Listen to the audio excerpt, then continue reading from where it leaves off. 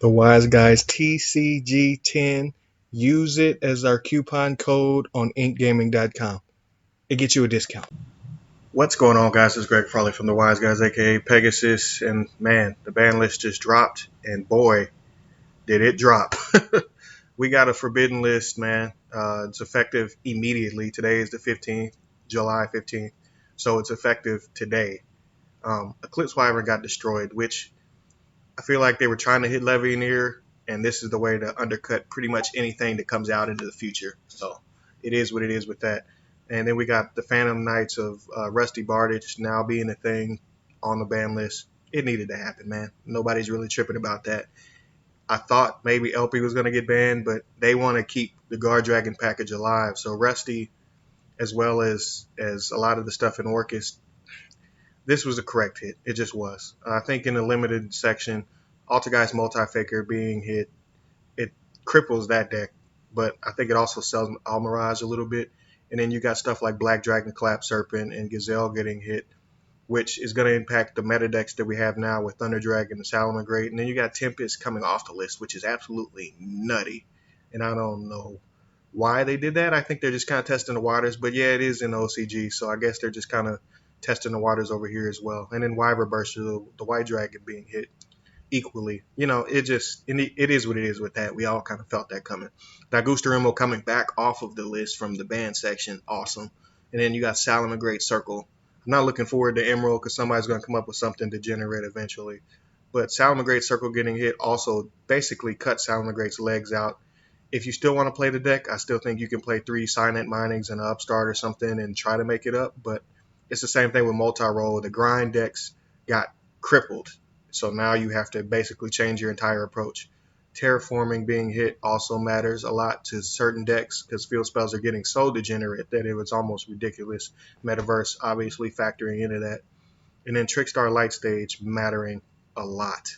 And when I say a lot, I mean a lot. Because if you can't have Light Stage anymore, then Orcus falls off and Trickstar itself as the deck really falls off the map. Semi-limited, it's always, I feel like it's Konami shooting in the dark with a lot of things. CED being hit, or I mean, unlimited to 2. I think it's just kind of testing the waters to see 1 didn't do anything, so why would 2 do something if 1 didn't, especially with the prize card being a card and being more in circulation now. The dangers coming off of basically topping a lot of stuff and then not topping anything for a while and then trading off and then winning North American Nationals. I really feel like Danger coming off and getting cracked in the face like it did with Nessie, Jackalope, and Tsushinoko getting hit. I think it's Konami just kind of trying to check it a little bit, but not too much, and then see how it impacts the game. So it's awesome. I think Ether doesn't matter at all, but Ether was a really powerful card that used to annoy the hell out of me. So I know that's going to matter to a lot of people, especially if you played Monarchs. The rest of this semi-limited section, I feel like, is a homage to people that play the game and kind of stop playing to pull them back in. You know, you got Royal Tribute, Shurit, you got Damage Juggler, you got Injector Dragonfly, and you got Stratos. And each one of those decks does something different for a different rogue deck. So, is it going to really impact the game like that? Who knows? That remains to be seen.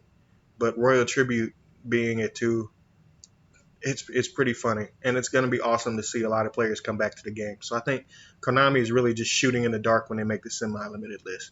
The money part of this list is the unlimited section because I feel like it's going to be the most impactful besides what happened with Multi-Faker getting hit to 1.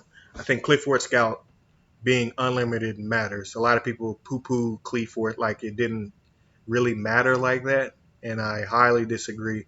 Although the master rule will affect how the deck is played, it does not mean that Cleaves will not be a deck just because they don't have the same amount of slots in their back row.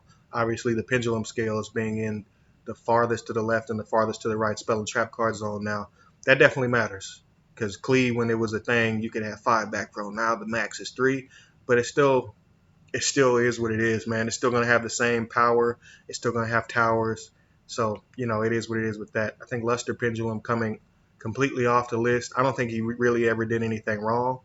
But now I think Endymion decks and Pendulum decks are going to get a boost. So that's going to be fun. Trishula is off the wall. I don't really know what they're doing. I don't think Hyper Librarian is hit like that. I may be wrong, but I'm not looking forward to getting Trish looped, and it's basically back, so it's going to be interesting. Dark Hole at 3, I think, with Slumber being at 1. I didn't understand why Dark Hole would even be touched at all, really. The game is just too fast for a card like that.